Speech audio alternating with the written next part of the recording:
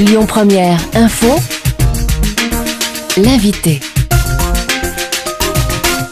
Nous sommes avec Magic Haribar. Magic, bonjour. Bonjour. Magic Haribar, c'est un magicien qui se produira très bientôt du côté de la salle Édouard Herriot au Palais de la Mutualité. C'est dans le 3e arrondissement, c'est place Jutard. Et Magic Haribar, en quoi consiste exactement ce spectacle qui nous est présenté sous forme de flyer comme un Magical Horror Show? Alors c'est le cœur maudit, c'est plus qu'un spectacle, c'est une sorte d'expérience à vivre pour Halloween. C'est un spectacle qui va commencer comme un show tout à fait traditionnel. Et puis petit à petit, il va se passer des choses de plus en plus étranges, de plus en plus surnaturelles.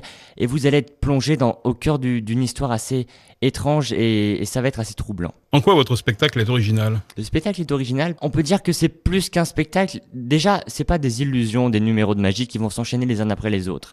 Là, le tout ça forme un tout. Les illusions sont enchaînées pour raconter une histoire.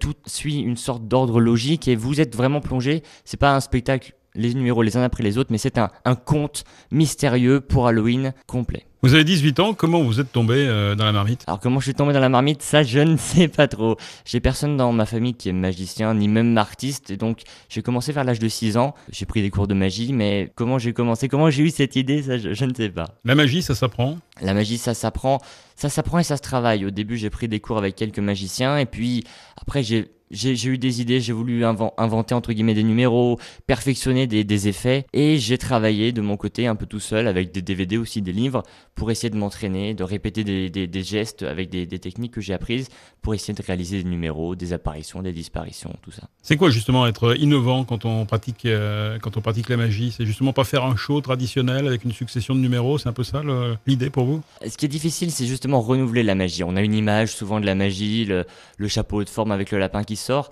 Nous, on essaye de créer une sorte de nouvelle magie. Bon, c'est encore un grand mot, je vais pas dire que j'invente des numéros et tout.